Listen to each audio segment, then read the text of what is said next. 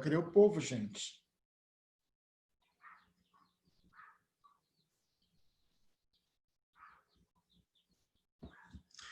Bom dia, bom dia.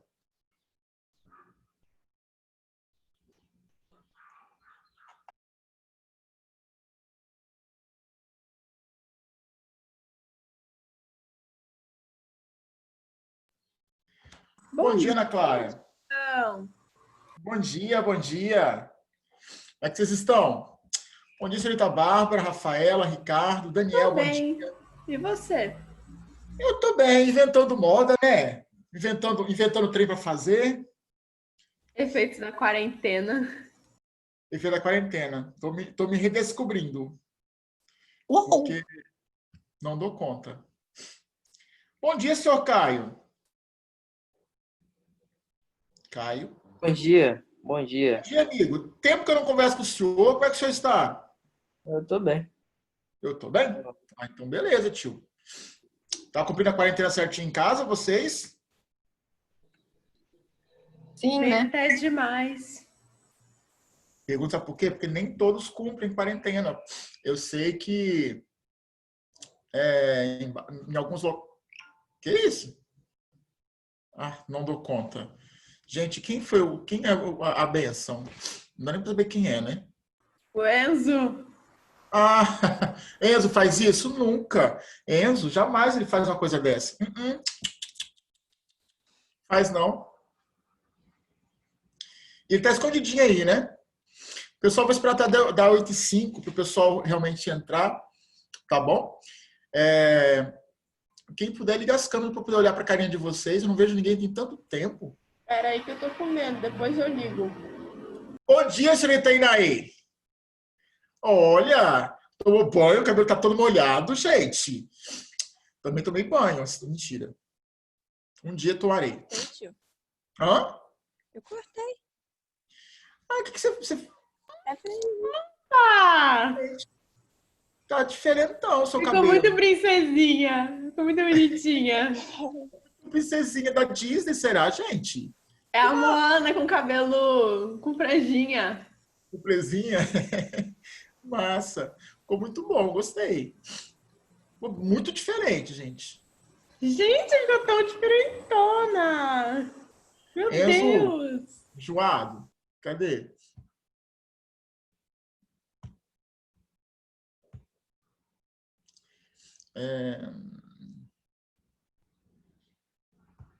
Olha pro gatinho, não, gatinho. Não dou conta. Cadê? Bom dia, senhorita Luísa Guerra. Bom dia, senhorita Maria Eduarda. Bom dia, meninas. Bom dia, Dalton. Bom dia, Beatriz. Bom dia, Bárbara. Bom dia, Digão. Tá tão calada, gente. Ninguém fala nada. Daniel, bom dia, senhor Daniel. Daniel. Oi. Daniel. Bom dia, senhor. Bom dia. Ah, bom dia. Ricardo, bom dia, Ricardo. Ricardo. Ricardo ligou o computador e saiu da sala. Ricardo. Ei!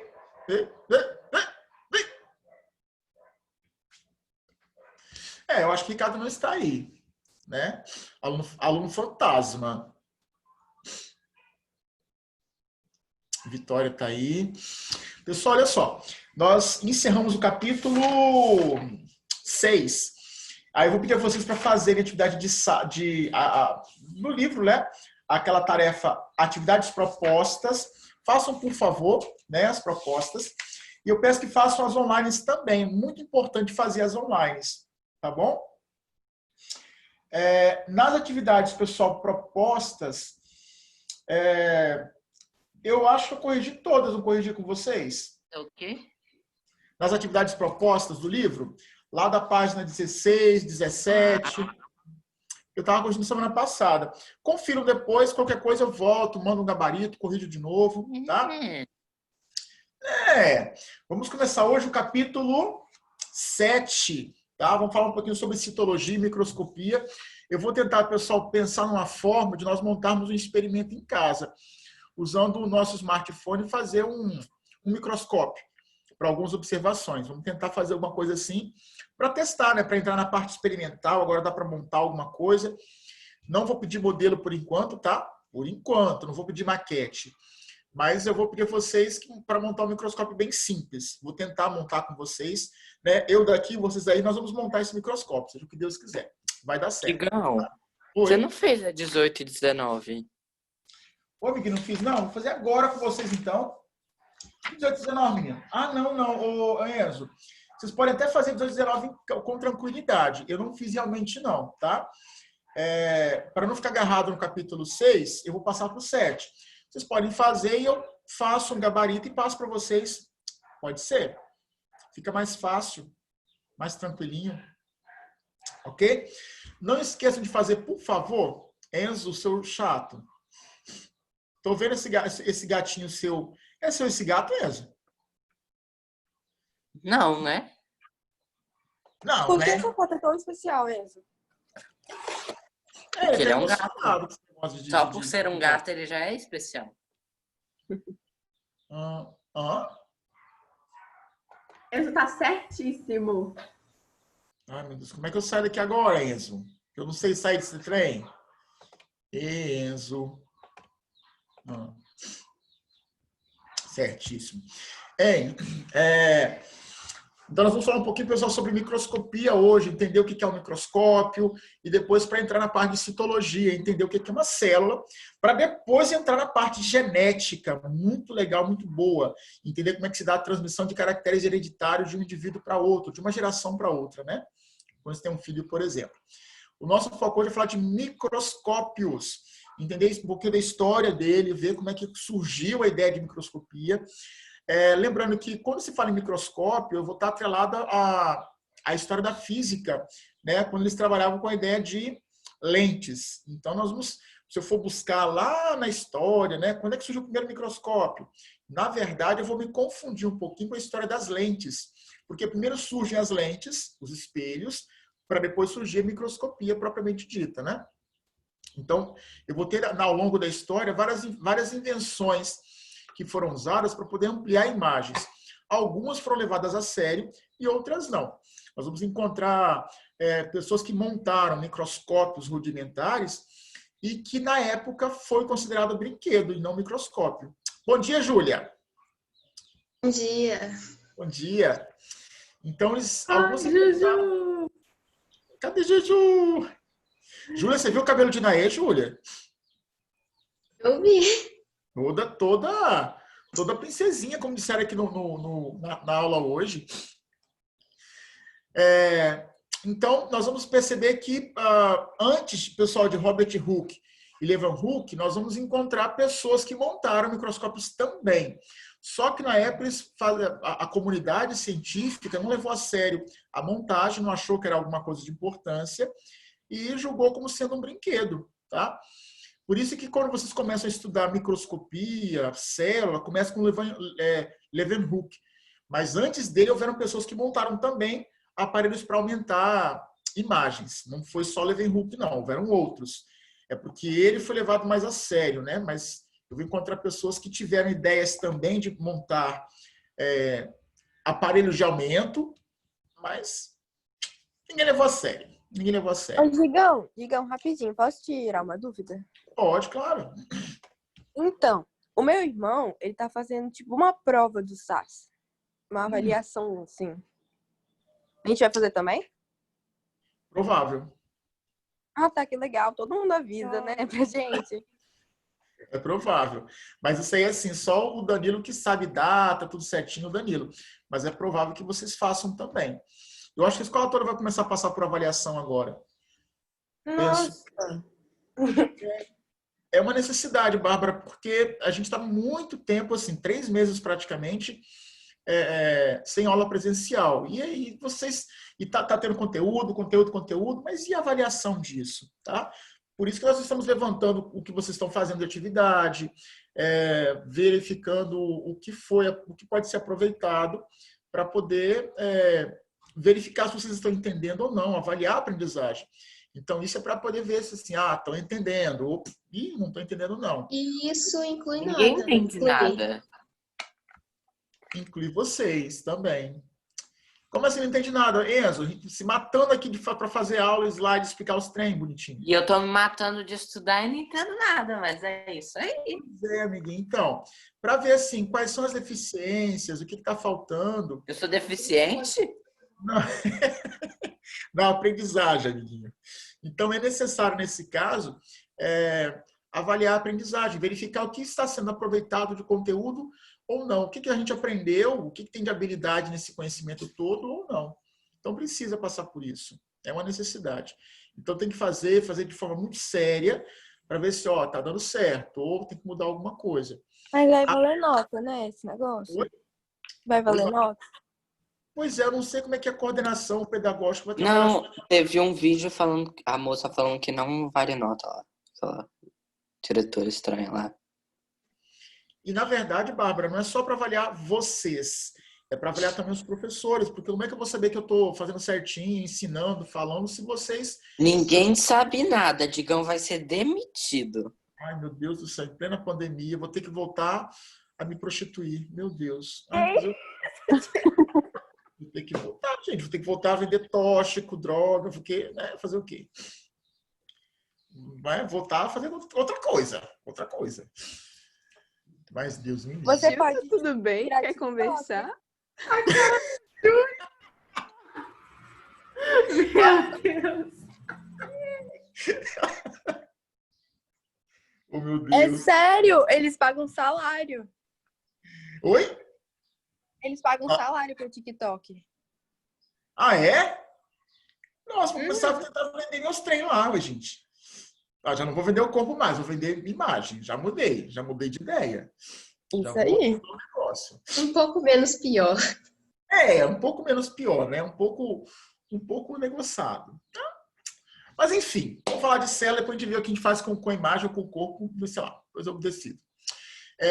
Pessoal, a célula é a unidade básica da vida. O que significa isso? Todo ser vivo, todo, exceto os vírus, claro, mas isso é uma anomaliazinha da natureza, né? Mas todo ser vivo, ele é formado por células. Então, se eu for olhar para uma bactéria, formada por célula, unicelular, mas é célula. Se eu olhar para um protozoário, célula. Para uma alga, célula. Para um fungo, célula. Para uma planta, célula. Para um animal, célula. Então, eu vou vou verificar que a célula é a unidade biológica básica de qualquer ser vivo. Mas, digam, e o vírus? Pessoal, o vírus... Tem uma discussão em ciências, né, em biologia, para falar assim, alguns falam, eles são vivos, outros falam, eles não são. Então, tem uma certa discussão na biologia sobre se eles são vivos ou Quem não. fala que não é vivo não tem coração. O vírus fica chateado com isso, tá? Ele fica chateado, ele fica transtornado com o comentário. E é complicado porque eles não são formados por células, né? Além de não terem metabolismo próprio. Então, eles têm algumas coisas que células têm e eles acabam não tendo. Mas, assim, no geral, tirando os vírus, todo ser vivo é formado por célula. Então, ela vai ser a unidade biológica básica dos seres vivos. Eu vou encontrar na célula toda a função biológica importante, ela vai acontecer ali dentro. Então, por exemplo, identificação. Oi? O vírus é feito de quê? Um Já que vírus ele é não é feito formado... de DNA. Pois é, ele tem material genético, alguns têm DNA, outros têm RNA. Além do material genético, eles têm uma cápsula proteica, eles têm um envelope de proteína. Então, é uma capa de proteína com o material genético dentro, só, mais nada.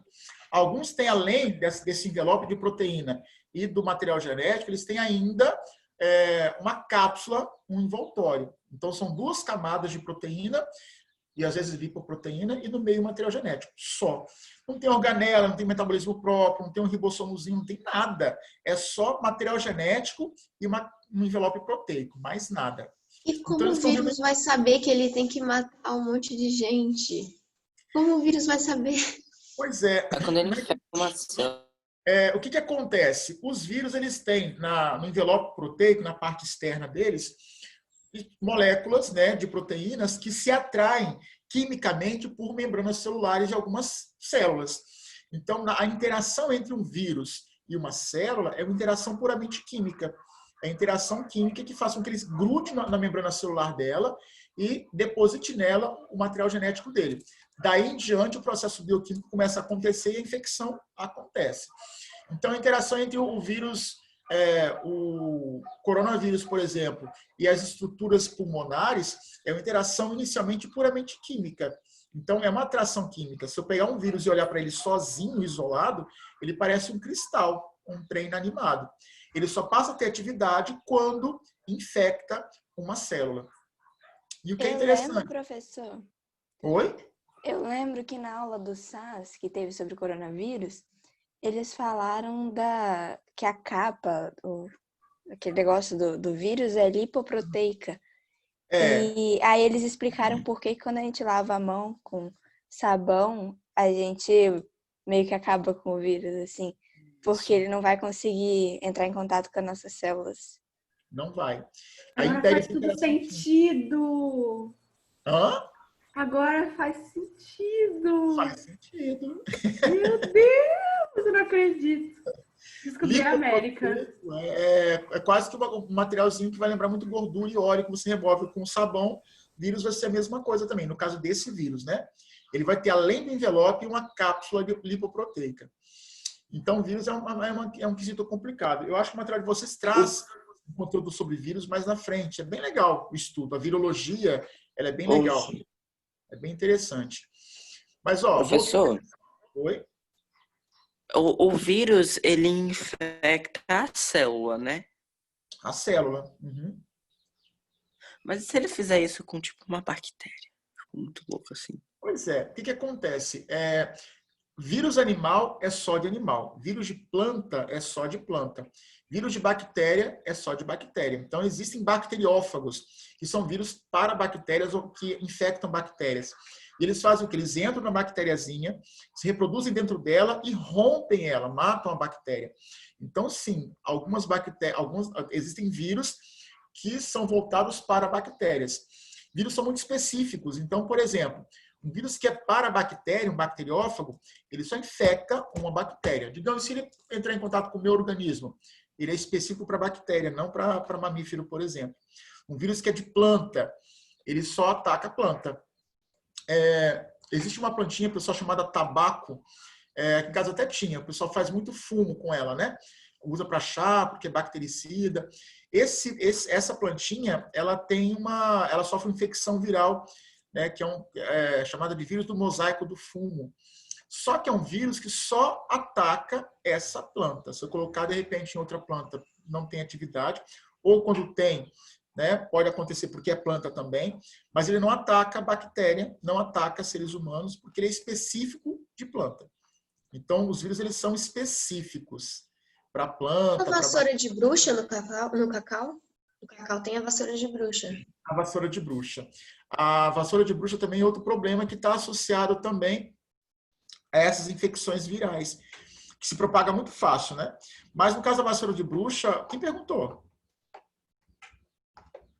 A vassoura de bruxa é um fungo, não é um vírus, não.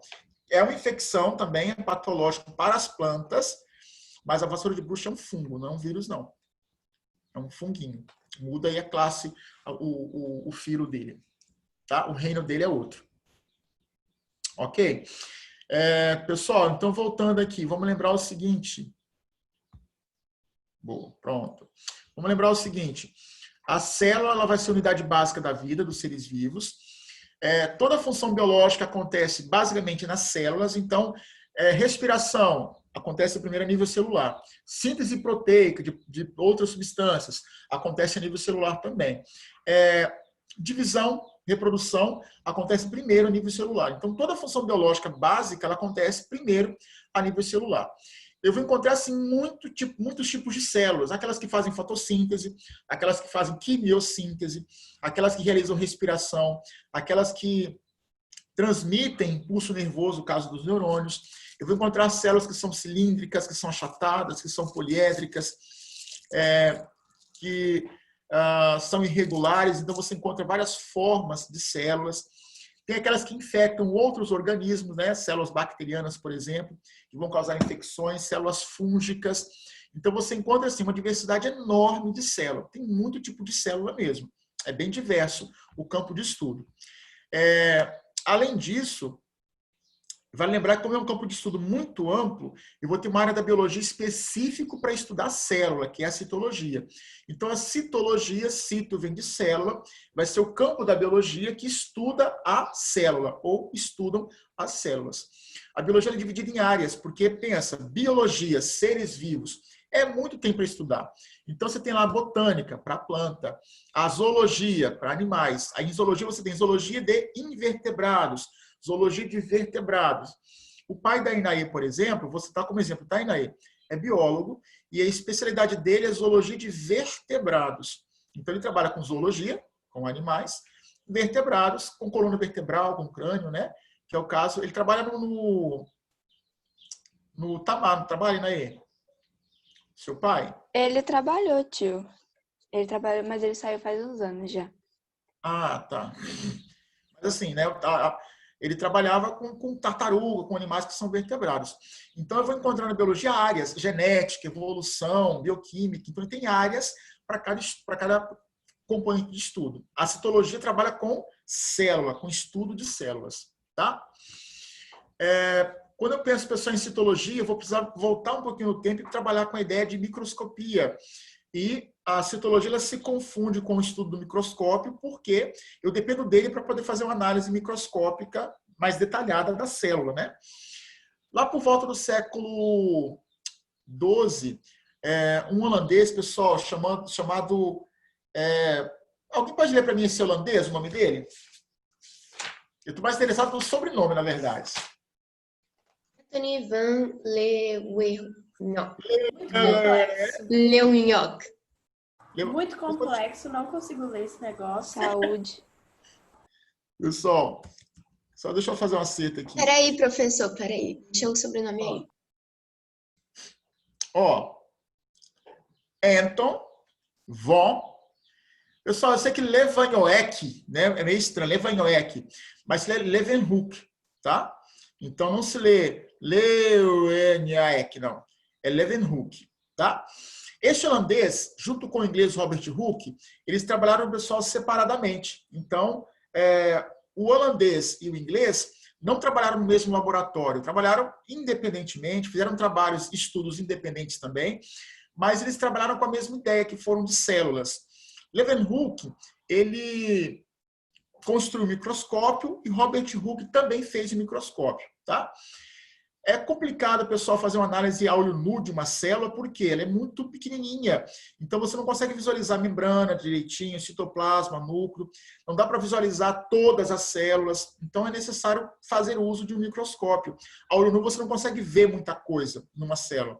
Na verdade, não dá nem para ver, tá? Uma célula direita. Eu consigo ver algumas células, mas assim, não dá para ver detalhes dela, na verdade. Um pioneiro no estudo de células foi Leeuwenhoek. E ele fez um microscópio bem simples, bem rudimentar, que trabalhava, pessoal, com uma placa metálica, parafuso e lente. Então, quando eu olho, pessoal, para o microscópio de Leeuwenhoek, eu vou observar que ele era desse jeitinho aqui, ó. Esse era o microscópio de Leeuwenhoek. Essa placa metálica, com esse parafusinho, ele colocava aqui uma lente e, do outro lado, uma amostra a ser analisada e olhava aí dentro saliva, ele observou água, ele observou grão de pólen, ele pegou pedaços de planta e observou também, ele observou pedaço de solo, né? Fragmento de solo. Então, ele foi fazendo uma análise de várias coisas no seu cotidiano, tá? É um microscópio muito simples e ele é chamado, pessoal, de microscópio simples mesmo. O Edgão simples por quê? Porque ele tem apenas uma única lente. Então, todo microscópio com apenas uma única lente é um microscópio simples, tá? Ele usou essa coisinha simples aí para poder analisar saliva, água, solo, planta. Ele analisou, assim, uma gama de amostras, ele foi olhando. E o que acho interessante na história dele é que ele foi registrando tudo. Então, ele olhava para a água. Ele desenhava tudo que ele via na água. Ele olhava para um pedaço de solo, ele desenhava tudo que ele via do solo. O que ele olhava, observava no microscópio, ele desenhava. Os cadernos dele tinham assim uma riqueza de detalhes muito grande, porque tudo ele registrou, tudo ele desenhou e foi descrevendo, tá? mais tarde, quando foram olhar os trabalhos dele, verificaram que ele era bem minucioso. Ele anotava tudo. A data de coleta, onde coletou, desenhava o que ele tinha observado, descrevia. Então, ele foi assim, um pioneiro mesmo, porque ele foi, como é que eu vou dizer, muito organizado no seu trabalho. Tá? Só que o microscópio dele era bem simples, porque só conseguia aumentar cerca de 200 vezes. Nossa, digamos, é muito. Pessoal, não é. Na escola, por exemplo, a gente vai ter microscópio que aumenta bem mais que isso, aumenta 400 vezes, 800 vezes. Então, hoje você encontra em escola microscópios bem mais nítidos, mais potentes em relação a esse. Na época era muito bom, porque só tinha esse, tá? Não tinha outro, na verdade. Então, ele vai ser um pioneiro no estudo da microscopia das células, porque ele vai construir um microscópio, vários, né, desse tipo. Ele vai analisar várias amostras, vai registrar tudinho de forma bem organizada e vai tentar publicar os seus trabalhos mais tarde. Ele não foi levado a sério de início, não, tá? Bem depois, quase morrendo, ou, na verdade, depois que morreu, que foram reconhecer o trabalho dele. Robert Hooke, mais ou menos no mesmo período, ele publicou um livro chamado Micrografia. Nesse livro, ele ilustrou assim, várias amostras que ele foi observando. Ele ilustrou água, solo, plantas, mas uma ilustração que foi assim, um marco muito importante no trabalho dele foi uma ilustração de uma casca de uma árvore. Tem uma árvore na região dele chamada sobreiro. Ele pegou a casca da árvore, a gente conhece, tá, pessoal? A casca dela é a cortiça de rolha, não tem rolha que vem em garrafa? Ele analisou uma cortiça. Né? A cortiça em si, ela é uma casca de árvore. Lembrando que essa casca, ela representa parede celular de células que morreram. Então, se você olhar para a cortiça bem de pertinho com o microscópio, você vai enxergar um monte de cavidadezinho, um monte de buraquinho, tá? Que foi o que Robert Hooke observou. Então, ele pegou uma casca do sobreiro, cortou bem fininho e usou no seu microscópio para poder analisar. Ele desenhou também, descreveu, tá? E ele vai encontrar aí dentro pequenos espaços vazios. E ele chamou isso de célula. Pessoal, a palavrinha célula é o diminutivo de cela, que significa pequeno espaço vazio, ou pequeno compartimento. Então, quando ele descreve célula, ele fala assim, ó, célula, que todo ser vivo tem, são pequenos buraquinhos que você tem em toda a matéria viva, pequenos compartimentos que você tem em toda a matéria viva, tá? O que ele observou, na verdade, não foi a célula, ele observou, na verdade, parede celular, porque as células ali já tinham morrido há muito tempo, tá? Digamos, mas espera aí, a palavra célula significa espaço vazio. E célula não é espaço vazio. Por que eu vou deixar o nome? Em homenagem a Robert Hooke. Então, a tradução de célula é espaço vazio, mas eu permaneço com o nome em homenagem a Robert Hooke. Eu sei, nós sabemos que ela não é espaço vazio, ao contrário, tem muita coisa dentro dela. Mas, né, em homenagem a ele, nós vamos permanecer com esse termo usado ainda. Eu coloquei do lado, pessoal, o microscópio usado por Robert Hooke, tá? É um tubo metálico com duas lentes. O poder de aumento é maior em relação ao de Leeuwenhoek. Ele conseguia ampliar a imagem, reduzir a imagem, só aumentando ou reduzindo o comprimento desse tubo metálico. Então, ele mexia no tubo metálico, reposicionava a lente e conseguia ver muito melhor algumas coisas. É um microscópio composto. Digamos composto. Se o primeiro era simples, porque tinha apenas uma única lente, esse é composto porque ele tem duas lentes. Então, nós vamos dividir assim, ó. Todo microscópio com apenas uma única lente é simples. Se ele tem duas ou mais, ele é composto, tá?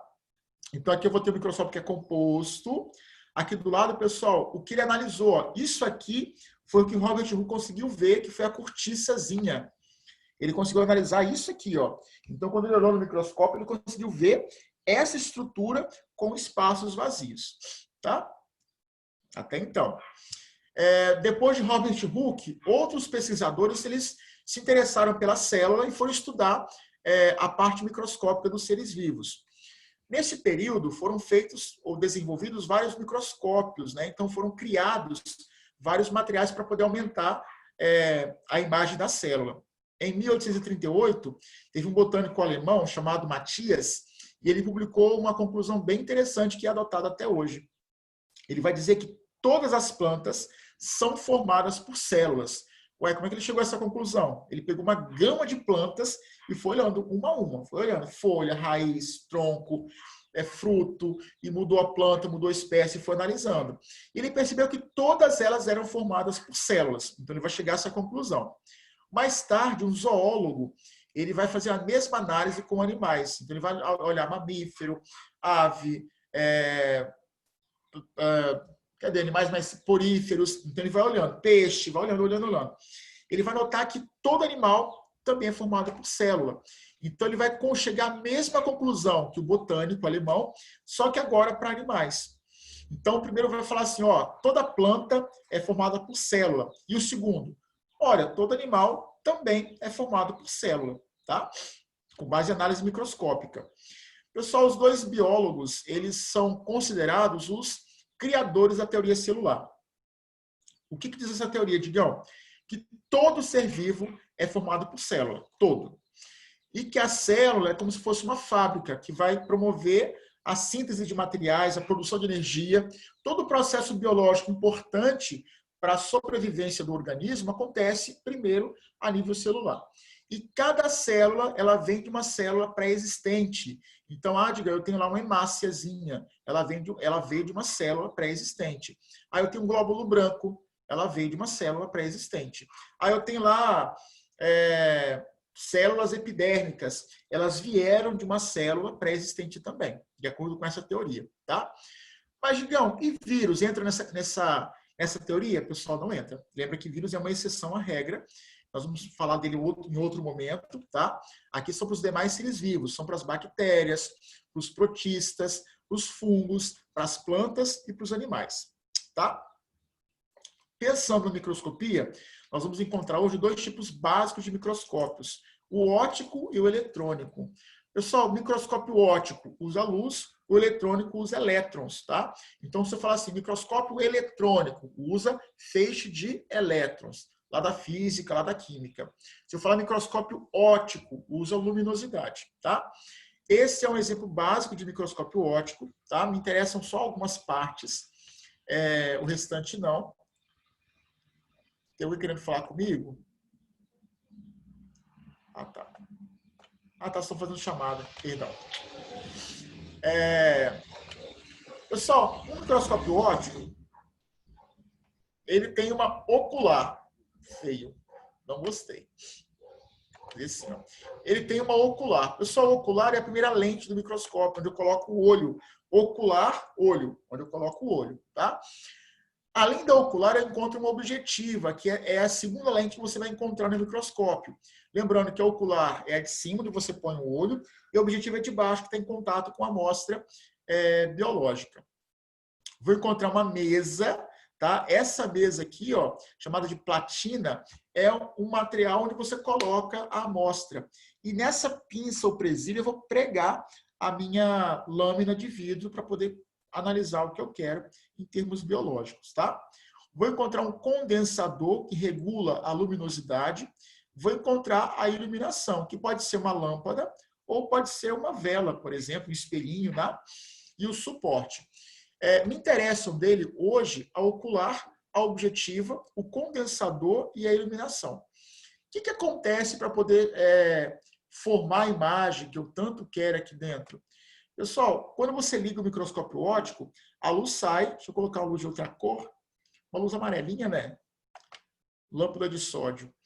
A luz ela sai da lâmpada, ela passa pelo condensador, passa pela amostra biológica, entra na objetiva, a luz, ela vai bater no espelhinho e do espelhinho ela vai entrar na ocular. Aí eu consigo observar a amostra. Então, para que eu consiga ver alguma coisa, tem que acontecer esse movimento da luz, tá? A luz sai da lâmpada, passa pelo condensador, passa pela amostra analisada, a imagem formada vai passar pela objetiva, toca um espelho, é refletido e sai na ocular. Digamos, se por um acaso não tiver luz, como é que eu vejo? O pessoal não vê, tá? Não tem como ver. A imagem só é formada quando a luz passa pela amostra analisada. Digamos, eu vou colocar, de repente, um fio de cabelo. Dá para ver o quê? Nada. Pessoal, a luz tem que atravessar a amostra. Se a luz não atravessa, não dá para enxergar nada, nada, nada. Então, quando a gente vai em microscopia, o pessoal coloca areia para poder olhar, coloca uma folha de papel. Não dá para ver nada. Por que que não dá? Porque a luz tem que atravessar a amostra. Se a luz não atravessa, a imagem não é formada. Então, obrigatoriamente, a luz tem que atravessar a amostra. Tá vendo? Ó? A luz tem que atravessar a amostra, tem que chegar à objetiva, tem que ser refletida, chegar na ocular e você consegue ver alguma coisa. Fio de cabelo, a luz não atravessa, então não dá para ver. Um pedaço de papel, a luz não atravessa, não dá para ver. Colocar uma folha inteira, a luz não atravessa, não dá para ver também. Eu só consigo ver alguma coisa aqui quando a luz atravessa, passa pela objetiva, é refletida para a ocular, aí você consegue ver a imagem formada. Tá? Para isso, em laboratório, nós vamos ter um aparelho chamado micrótomo. O micrótomo é um aparelho que corta uma amostra bem fininha. Então, eu quero ver uma folha, né, de planta. Eu pego a folha da planta e coloco ela dentro de parafina líquida. A parafina vai endurecer, ela vai, né, esfriar. E quando ela ficar durinha, a folha fica presa na parafina. Eu coloco a parafina com a folha no micrótomo, e o micrótomo corta a parafina e a folha bem fininha. Mas muito fininha mesmo. Por quê? Se não for bem fininho, não dá para fazer análise biológica, microscópica da peça. Toda peça que você viu no laboratório na escola, por exemplo, eu vi sangue, eu vi tecido animal. A gente colocou na parafina líquida, né? Quente, ela secou. Dentro da parafina, eu cortei a peça bem fininha com o micrótomo para poder colocar aí dentro. Se não cortar muito fininho, não dá para enxergar de jeito nenhum, tá? Então, quando você for usar o microscópio, não adianta colocar unha. Vou colocar unha. Vou colocar cabelo. Vou colocar a roupa, uniforme. Não vai, não. Não vai adiantar nada, porque a luz não consegue atravessar. Qualquer amostra, para poder enxergar nesse microscópio, a luz tem que atravessar. Se não atravessa, não dá para ver, tá? Eu falo porque o pessoal coloca cabelo. Mas o cabelo é muito fino, pessoal. Para a luz atravessar, não é não, tá? Então, se eu quisesse ver cabelo, eu teria que pegar o cabelo, colocar na parafina e cortar bem fininho para poder enxergar, tá? Então, mesmo cabelo, é muito grosso para a luz atravessar e levar a formação de imagem dentro. Não tem como, ok? Então, lembra que o microscópio óptico usa luz e, obrigatoriamente, a luz tem que atravessar a amostra biológica para eu poder enxergar melhor. Uma coisa importante. O aumento ele é dado pelo conjunto entre ocular e objetiva. Então, por exemplo, digamos, eu vou usar aqui para uma análise microscópica o ocular que aumenta 10 vezes. Então, o ocular ela me possibilita o aumento de 10 vezes. Lá embaixo, a minha objetiva ela aumenta 40 vezes. Pessoal, se é de cima aumenta 10 vezes e é de baixo 40 vezes, qual vai ser o aumento final que eu vou ter? 400? 400. Então, o aumento final que eu vou ter aí dentro é sempre a multiplicação entre as lentes ocular e objetiva. Digam, eu fui fazer uma análise microscópica e eu vou usar uma objetiva que aumenta 60 vezes. E eu vou usar uma ocular que aumenta lá embaixo, deixa eu ver, que aumenta, não sei, 100 vezes. Então, a ocular aumenta 60 vezes, a objetiva aumenta 100 vezes. Pessoal, o aumento final vai ser de quanto? 6.000. Então, para eu saber o aumento de um microscópio óptico qualquer, eu pego o aumento da objetiva e vou multiplicar pelo aumento da ocular. Pronto. Eu sei que a imagem que eu vou observar ela foi aumentada 6.000 vezes, foi aumentada 10.000 vezes, foi aumentada 400 vezes, foi aumentada só 1.000 vezes. Então, você consegue saber o aumento com base nisso, tá? Sempre multiplicando o valor da ocular pelo valor da objetiva. Sempre. Ok? Vale lembrar também que eu vou ter outros microscópios. Por exemplo, o microscópio eletrônico. Ele não é igual ao óptico, claro, né? O eletrônico trabalha com elétrons. Estão vendo? Ele é um pouquinho maior em relação ao óptico, bem maior, na verdade. Esse aqui, pessoal, é o microscópio que você encontra na FURG, uma universidade no Rio Grande do Sul, tá? Eu vou encontrar eles hoje em centros de pesquisa. Então, digamos, na escola tem? Não, não tem.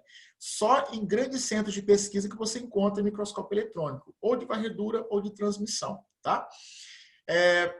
Qual vai ser a diferença básica entre ele? Ele aumenta muito mais em relação ao óptico. Então, o óptico aumenta 1000 vezes. Pessoal, esse aumenta 15.000, tá? Então, ele tem um aumento muito maior em relação ao óptico, muito maior mesmo. Eu consigo ver detalhes da célula, eu consigo enxergar coisas que no óptico você não consegue ver. Então, por exemplo, como é que eu consigo enxergar um vírus? Microscopia óptica nenhuma dá para ver vírus, não tem como. O eletrônico você consegue ver. Então, o coronavírus, por exemplo, o pessoal sabe que ele vai ter essa coroa, tem DNA, RNA, ele consegue ver a estrutura do coronavírus com base na microscopia eletrônica.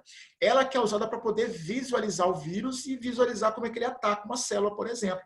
Então, digam, como é que ele entra na célula? Como é que acontece isso? Dá para ver, enxergar? Claro que dá.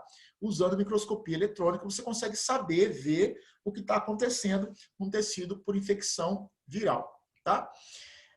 Nesse caso, é um feixe de elétrons que passa pela amostra biológica. Aí eu vou ter o de transmissão e o de varredura. O primeiro vai me dar uma imagem plana. O segundo vai me dar uma imagem tridimensional. Então, olhem, por exemplo, essas duas fotografias. Pessoal, mesma amostra, tá? Microscopia de transmissão, microscopia de varredura. Então, a letra A vai me dar uma imagem tridimensional. É microscópio de varredura. O segundo, a letra B, é o microscópio de transmissão. A imagem é plana. Parece uma fotografia mesmo, não é? É planificada. Eu não vou ter aqui ideia de profundidade, não dá para saber. Agora, no de varredura, eu vou ter ideia de profundidade. Eu consigo verificar que existe aqui, que é abaulado, que é redondinho, que é irregular. Então, eu vou ter uma noção aqui de profundidade, de tridimensionalidade. Enquanto o segundo, não. O de transmissão, a imagem é planificada. Para formar a imagem, vamos lembrar que tanto no transmissão como de varredura, tem que passar pela amostra um feixe de elétrons. Pessoal, microscópio eletrônico. Passa pela amostra elétrons para levar a formação de imagem. Quem interpreta as imagens é um computador, claro. Ele faz a interpretação e gera a imagem em 3D ou imagem plana. Diga, eu quero ver como é que é uma membrana plasmática bem de perto. Microscópio eletrônico. Eu quero ver bem de perto um ribossomo. Microscópio eletrônico. Eu quero verificar os detalhes de uma mitocôndria. Microscópio eletrônico também, tá? Lembra que eu vou encontrar ele só em centro de pesquisa. Então, o laboratório que trabalha com pesquisa usa. Universidades federais, né, geralmente elas têm também. Eu não sei se aqui na UFES tem, mas, por exemplo, eu estudei na PUC de Minas. Lá na PUC de Minas tem. Eles trabalham com pesquisa na área de química, na área de engenharia. Então, como eles trabalham com pesquisa nessas áreas, eles usam. Então, você vai ter ela sendo usada para pesquisa. Tá? Pergunta, Júlia. Não, é porque eu pensei, e se era um microscópio só, e você poderia selecionar um dos dois modos, mas pelo visto são dois microscópios diferentes. São diferentes. Então, tem o eletrônico, que é um, tem o de varredura, que é outro. Então, não dá para... Hoje em dia, você consegue, de repente, ter um equipamento com um acoplado ao outro, tá? Ou ao mesmo computador. Mas são microscópios separados. Eletrônico de varredura é um, eletrônico de transmissão é outro, tá? E os dois são importantes. Então, eu quero ter uma noção só de alguns parâmetros que são bidimensionais. Eu vou usar o microscópio de transmissão. Digamos, tem que ver a questão tridimensional, profundidade, forma. Eu vou usar o de varredura, tá? Igual eu falei para vocês, para poder analisar, olhar de perto o coronavírus, foi usado o microscópio de varredura, tá? Teve até uma animaçãozinha que uma universidade ela publicou com base nesse microscópio de varredura. É bem legal. Se eu encontrar, eu vou passar para vocês. Pessoal, eu vou disponibilizar para vocês esse slide e vou pedir a vocês que, por favor, leiam o livro de vocês nas páginas 20 a 25, tá? Então, lá no livro de biologia, deem uma lida nas páginas 20 a 25. Tem uma questão na página 25. Façam, por favor. Eu vou tentar propor a vocês a construção de microscópio óptico, usando smartphone, né? Eu já separei alguns aqui. Nós vamos tentar montar em casa. Então, eu vou montar aqui, vocês vão montar em casa para poder mostrar na próxima aula, tá bom? Pessoal, vamos fazer uma forcinha de montar esse microscópio e fazer as atividades. Outra coisa importante, eu fiz um levantamento das pessoas que estão me devendo atividade ou não, até postei no grupo. Tentem colocar em dia as atividades, por favor. Quem não fez ainda os modelos, as maquetes, façam. Tá? Não deixem de fazer, não. O microscópio, eu vou tentar propor uma coisa bem simples para poder fazer em casa. Façam também, tirem foto, registrem, para eu poder usar com vocês na próxima aula, tá bom? Eu vou tentar mandar, pessoal, pelo Alunos Book, a proposta de microscópio, e vou tentar mandar também pelo grupo de WhatsApp, para a gente poder montar, ok? Tá, o Eureka, eu vou corrigir o Eureka até o capítulo, essa semana até o capítulo 4. Então, Digão, até sábado ou domingo, você vai olhar o qual? O Eureka até o capítulo 4. Vai olhar o 5 e o 6? Vou olhar também. Mas o capítulo 5 e 6 eu vou olhar nas próximas semanas. Então, assim, quem puder logo, adianta e faz até o 4. Eu acho que tem a maioria de vocês fizeram já até o 4, né? Muitos fizeram tudinho. Quem não fez, coloque em dia. Capítulo 1, 2, 3 e 4. Tá bom? Terminou? Aí depois você vai e passa a fazer o capítulo 5 e depois o capítulo 6. Eu vou olhar, pessoal, todos os capítulos que foram estudados. Primeiro de 1 a 4, depois o capítulo 5, depois o capítulo 6. Tá? Leiam o livro antes de fazer atividade, por favor. Não faça esculhambado, não. Vamos fazer certinho, bonitinho. Tá bom? Pessoal, alguma pergunta, alguma dúvida? Não. Então tá bom. Eu vou tentar fazer meu microscópio, gente. Eu quero ver imagens maravilhosas das amostras de vocês. Por favor. Pode deixar. Muito obrigado pela atenção de vocês. Pessoal, tenham um excelente final de semana. Excelente mesmo. Tchau, tio. Tchauzinho. Tchau, tio. Bom Tchauzinho, final de semana Maíra, para você Júlia. também. Oi? Bom final de semana para você também. Obrigado, Rafaela. Tchauzinho. Tchau, Dalton. Tchau, Caio. Tchauzinho, Enzo. Vitória. Tchau, Maria Luísa. Tchauzinho, Lara, Daniel. Tchauzinho para vocês. Tchauzinho, Ana. Tchauzinho, Vitor.